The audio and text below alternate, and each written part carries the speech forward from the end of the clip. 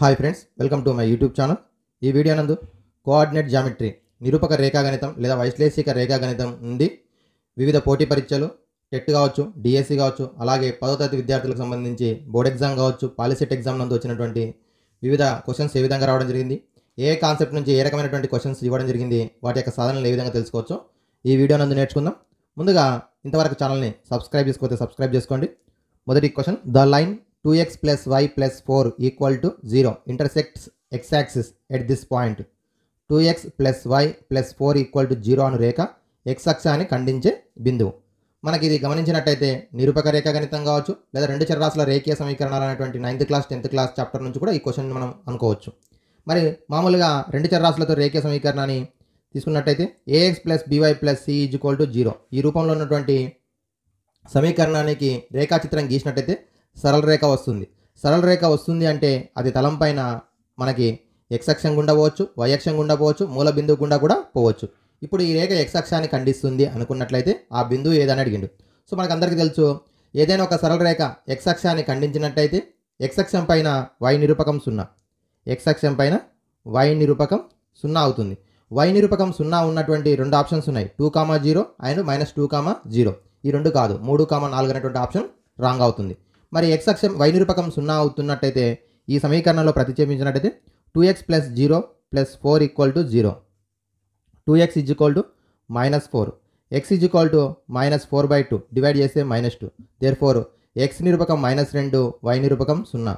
So option 2 is the correct option. Okay, ఇచ్చినటువంటి ఈ సరళ రేఖాచిత్రం గీసినప్పుడు x అక్షం పైన ఉన్నటువంటి బిందువు అని చెప్పింది కాబట్టి మనకు అదివరకు తెలుసు. ఆ రేఖాచిత్రం గీసినప్పుడు ఆ సరళ రేఖ ఆ గ్రాఫ్ పేపర్ లోపల రేఖపై ఉన్నటువంటి ప్రతి బిందువు కూడా ఈ సమీకరణాన్ని తృప్తిపరుస్తుంది. మరి ఇప్పుడు ఇందులో కూడా గమనించినట్టయితే 2 4 plus 0 plus 4 8 is equal to 0 అంటే ఒకవేళ 2,0 అనేటువంటి బిందువును ప్రతిక్షేపించినట్లయితే కూడా అది సరళ రేఖ పైన ఉండదు కాబట్టి ఆ విధంగా చెక్ చేసిన ఇది రాంగ్ అవుతుంది. Okay, next question, the slope of the line joining the 2 points 0,0 and √3,3 is. రెండు బిందువులను కలుపు రేఖ యొక్క వాలు m ఈజ్ ఈక్వల్ టు సూత్రము ఒకటి tan θ, ఇది కోణం ఇచ్చినప్పుడు. అలా కాకుండా రెండు బిందువుల యొక్క నిరూపకాలు ఇచ్చినప్పుడు y నిరూపకాల భేదం y2 - y1/x2 - x1, ఇది సూత్రం. y2 - y1/x2 - x1. ఇందులోపల ఒక బిందువు మూల బిందువు ఇచ్చిండు, మరొక బిందువు √3,3 ఇచ్చిండు. సో y2 - y1 అంటే 3 - 0/x2 - x1 అంటే √3 - 0. ఇటువైపు మనకి కోణం తెలుసుకోవాలి కాబట్టి tan θ. ఓకే, సో ఇప్పుడు 3 - 0 ఎంత అవుతుంది? 3 అవుతుంది. √3 - 0 ఎంత అవుతుంది? √3 అవుతుంది. 3/√3 ఎంత అవుతుంది? 3 అంటే √3 ఇంటూ √3 బై డినామినేటర్లో √3 క్యాన్సిల్ అవుతాయి, √3 అవుతుంది. మరి √3 అనేది మనకి ఎంత విలువ అవుతుంది? tan 60 degrees. tan 60 degrees. So ఇప్పుడు వాల్ అడిగిండు, value m is equal to tan θ is equal to tan 60 degrees. tan 60 degrees. Option 2 is the correct option. Okay, ఒకవేళ కోణం అడిగి ఉంటే θ ఈజ్ ఈక్వల్ టు 60 degrees ఉంది. ఈ కోణం ఎప్పుడు అడుగుతాడంటే x అక్షంతో చేసే కోణం అడుగుతాడు. x అక్షంతో ఎన్ని డిగ్రీల కోణం చేస్తుందంటే 60 degrees. వాల్ అయితేనేమో tan θ అంటాం, tan θ is equal to tan 60 degrees కాబట్టి option 2 is the correct option. Observe the third question, -1,3, 6, -3 and -3,6 are the vertices of a triangle, then the centroid of the triangle. ఒక త్రిభుజం యొక్క 3 శీర్షాలు ఇచ్చిండు, గురుత్వ కేంద్రం అడిగిండు. గురుత్వ కేంద్రానికి సూత్రము త్రిభుజం యొక్క 3 శీర్షాలు మరి x1 y1 x2 y2 x3 y3 అయితే x నిరూపకాల మొత్తము బై 3, y నిరూపకాల మొత్తము బై 3. ఇది గుర్తుపెట్టుకున్నట్టయితే మనకి ఈజీ అవుతుంది. x నిరూపకాలు అన్నట్టయితే చూడండి ఒకసారి, -1 + 6 -3 బై 3. అలాగే y నిరూపకాలంటే 3 -3 6, 3 -3 + 6 +3 -3 క్యాన్సిల్ అవుతుంది. మొదటి దాంట్లో గమనించినట్టయితే -1 -3 అంటే -4, -4 + 6 అంటే +2. సో 2/3, ఇక్కడ 6/3. సో 3 ఒకట్ల 3 రెంట్ల. So option 2/3, 2. 2/3 గుర్తులు కూడా చాలా important, +2/3 and +2. So option 4 is the correct option, +2/3 and +2. Okay, the distance from the point P3,4 to x axis.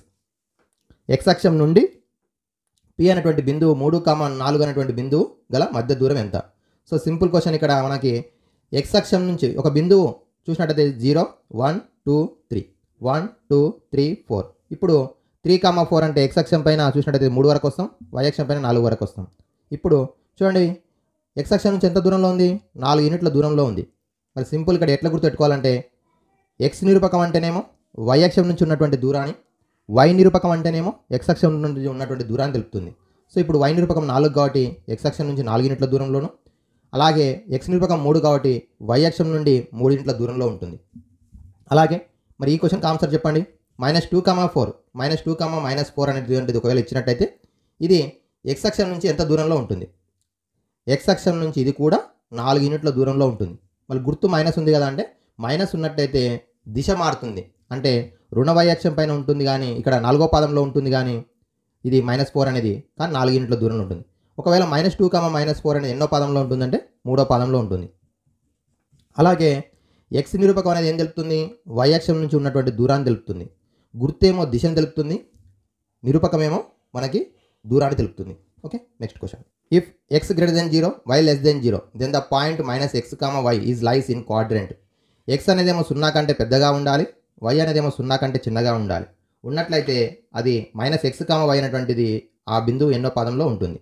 మరి x greater than 0 అంటే x అనేది 1 అనుకుందాం, 0 కంటే పెద్దగా ఉండేటట్టు. y is less than 0 అంటే y అనేది -1 అనుకుందాం.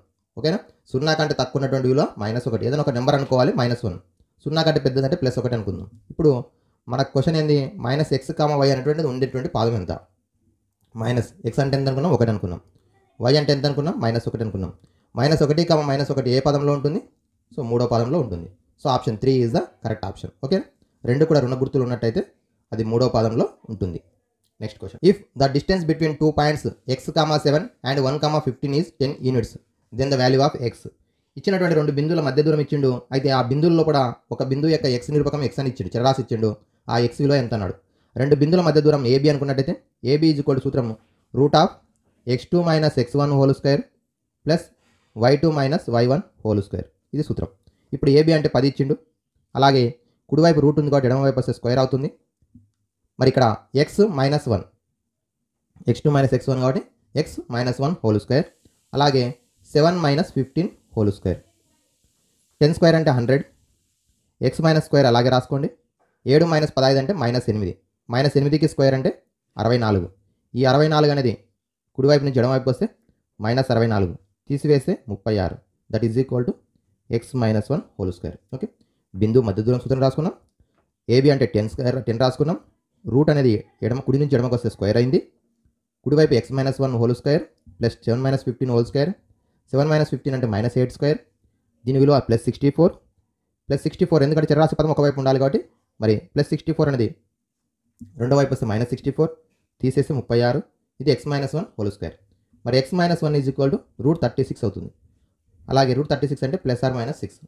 మనకు కావాల్సిన x విలువ -1 కుడివైపు వస్తే +1 +6 అంటే ఒకసారి 1 + 6, ఒకసారి 1 - 6. 1 + 6 అంటే 7, 1 - 6 అంటే -5. 7 అన్న ఉండాలి, -5 అన్న ఉండాలి. సో 7 ఆప్షన్ లేదు కాబట్టి -5. 3 ఈజ్ ద కరెక్ట్ ఆప్షన్.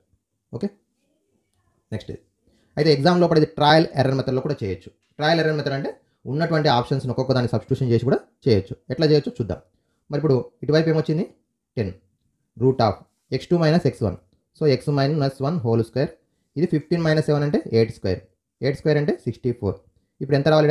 36 రావాలి. 36 రావాలి అంటే ఎంత ఉండాలి? ఒకటి 7 అన్న ఉండాలి, లేదా -5 అన్న ఉండాలి.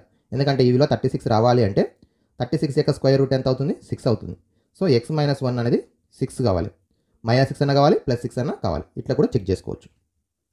Next question. If the points A 6, 1, B 8, 2, C 9, 4 and D P, 3 are the vertices of parallelogram respectively, then the value of P. 4 బిందువులు ఇచ్చిండు. ఆ 4 బిందువులు కూడా సమాంతర చతుర్భుజం యొక్క శీర్షాలు అయినట్లయితే మరి P విలువ ఎంత అని అడిగిండు. అయితే ఇక్కడ మనం ఉపయోగించేటటువంటిది సమాంతర చతుర్భుజం చూపెట్టడం లేదు, సమాంతర చతుర్భుజాన్ని ఇచ్చిండు కాబట్టి మనం ఆ P విలువ తెలుసుకోవాలి. అయితే సమాంతర చతుర్భుజంలో 2 కర్ణాలు సమానంగా ఉండవు, పొడవులు సమానంగా ఉండవు, కానీ వారి యొక్క ఖండన బిందువు అనేది ఆ రెండు ఖండించుకున్నటువంటి ఖండన బిందువు అనేది సమద్వీకరణం చేసుకుంటుంది. అంటే ఈ రెండింటి AC యొక్క మధ్య బిందువు ఎంత అవుతుందో BD యొక్క మధ్య బిందువు కూడా అంత అవుతుంది. ఇప్పుడు AC అంటే AC, సో మధ్య బిందువు అంటే 6 + 9 15/2. అలాగే y నిరూపకాలు, y నిరూపకం అవసరం కూడా లేదు, ఎందుకంటే మనకు కావాల్సిన P విలువ అనేది x నిరూపకమే ఉంది. సో ఒకసారి చూద్దాం అంతే. 1 + 4 అంటే 5 అవుతుంది. సో 5/2. ఇది ఏసీకి మధ్య బిందువు, బీడీకి మధ్య బిందువు 8 + p/2, అలాగే 2 + 3 5/2. ఓకేనా, ఏసీ మధ్య బిందువు, బీడీ మధ్య బిందువు. ఇది ఎలాగో ఈక్వల్ అయిపోయినాయి. ఇప్పుడు నెక్స్ట్ మనం చేయాల్సింది ఈ రెండింటిని సమానం చేయాలి. 15/2 = 8 + p/2. 2 2 క్యాన్సల్. లవం లోపల 8 ప్లస్ ఒక నెంబర్ కూడితే 15 రావాలి. ఇక్కడ ఉన్నటువంటి ఏ నెంబర్ను కూడితే 15 వస్తుంది?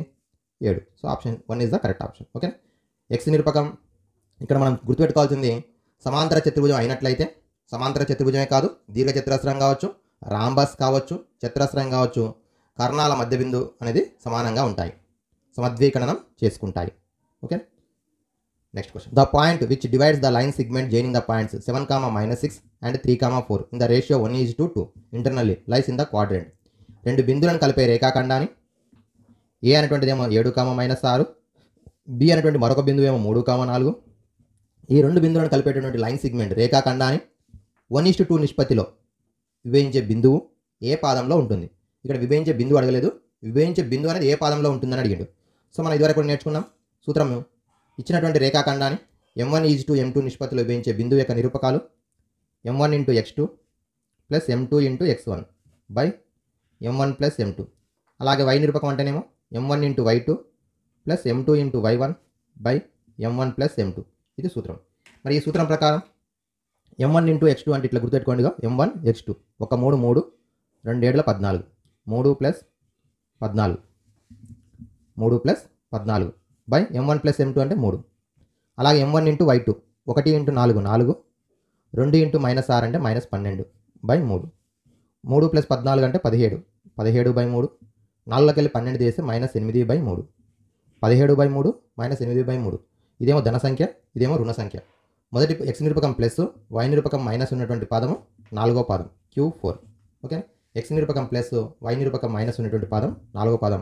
Option 4 is the correct option. Okay, if PA/3, 4 is the mid point of the line segment joining the points Q -6, 5 or -2, 3 then the value of A. రెండు బిందువులు Q, R బిందువులను కలుపుతూ గీయమన్నటువంటి రేఖాఖండం యొక్క మధ్య బిందువు ఇచ్చిండు. అయితే ఏ విలువ ఎంత అన్నాడు. ఇక్కడ కూడా మనం గుర్తించాల్సింది ఏ అనేటువంటి x నిరూపకం కాబట్టి x నిరూపకాల మధ్య సంబంధాన్ని సరి చూసుకుంటే సరిపోతుంది. మరి మధ్య బిందువు సూత్రం ఏంది? x1 + x2/2 y1 + y2/2. So x1 అంటే -6, అలాగే x2 అంటే -2/2 = ఇక్కడ x నిరూపకం ఎంత? A/3. -6 -2 ఎంత? -8/2 A/3. 2 1 2 4 3 భాగిస్తుంది, రెండో వైపు వస్తే గుణిస్తుంది. A = -12. A = -12. Option 2 is the correct option. Okay, next question. The points A 9, 0, B 9, 6, -9, 6, -9, 0 are the vertices of rectangle, rhombus, square, trapezium. So 4 బిందువులు ఇచ్చినప్పుడు ఆ 4 బిందువుల్లో కూడా మనం గమనించినట్టయితే మరి గ్రాఫ్ పేపర్ గుర్తించినప్పుడు ఆ బిందువులతో ఏర్పడేటువంటి ఆకారం అడిగిండు. సో ఇందులో గమనించినట్టయితే 9, 0, 9, 6, -9, 6, -9, 0. ఇందులో మనకి ట్రెఫిజియం అయ్యే అవకాశం లేదు. ఎందుకు అంటే ట్రెఫిజియం చూపించడానికి మనకి ఆ పద్ధతిలో లేదు. సమాంతర రేఖ, ఒక జత ఎదురుభుజాలు సమాంతరం చూపించాలి. సమాంతరం చూపించాలంటే ఇక్కడ మనకు సరిపోదు. నెక్స్ట్ మరి ఏం చేయాలి? నెక్స్ట్ అంటే రెక్టాంగిల్, రాంబస్, స్క్వేర్ అని చూపించాలి. మరి ఇక్కడ ఏబి, బీసీ, సిడి, డిఏ అని చూపిస్తాం. లేదు అంటే మనకు అంచనా వేయడానికి ఈ బిందువులతో గ్రాఫ్ పేపర్ పైన ఊహించుకుంటాం. సో ఉదాహరణకి నేను 9, 0 అంటే ఏమవుతుంది? ఎక్స్ అక్షం పైన వస్తుంది, ఎందుకంటే y నిరూపకం 0 కాబట్టి. నెక్స్ట్ ఇది 9, 6 అంటే మొదటి పాదంలో వస్తుంది, ఇటువైపు 6 ఇక్కడ వచ్చేస్తుంది. నెక్స్ట్ ఇది -9, 6 y నిరూపకం. మరి ఇక్కడ చూసినట్టయితే ఎక్స్ అక్షం పైన ఇక్కడ వచ్చేస్తుంది -9 ఇక్కడ అనుకుంటే -9, 6. సో ఈ రెండు కూడా సేమ్ వస్తున్నాయి, 6, 6. నెక్స్ట్ ఇదేముంది? -9, 0 ఇక్కడ వచ్చేస్తుంది. అంటే ఈ రెండు బిందువులు ఎక్స్ అక్షం పైన ఉన్నాయి, ఈ రెండు బిందువులు ఏమో 6కి సమాంతరంగా ఉన్నాయి. ఇప్పుడు కలిపితే ఏ ఆకారం కనిపిస్తుంది మీకు? ఇక్కడ లంబంగా ఉంటాయి. ఓకేనా? సో ఇక్కడ 9, 18 ఉంది, ఇట్లా 6 ఉంది కాబట్టి ఇది స్క్వేర్ అవకాశం లేదు, రాంబస్ కాదు, రెక్టాంగిల్ అవుతుంది. సో ఈ విధంగా మనం గుర్తుపెట్టవచ్చు. లేదు అంటే మనకి చేయాల్సిందైతే ఏబి, బీసీ, సిడి, డిఏ 4 తెలుసుకోవాలి, అలాగే ఏసీ, బీడి కర్ణాల పొడవులు తెలుసుకోవాలి. అప్పుడు మనం అంచనా వేయడానికి వస్తుంది. అయితే ఇక్కడ బిందువులు గమనించినట్టయితే మనకి గ్రాఫ్ పేపర్ గుర్తించి చూడడం జరిగింది. ఓకేనా? Thank you friends. Like, share and subscribe my YouTube channel.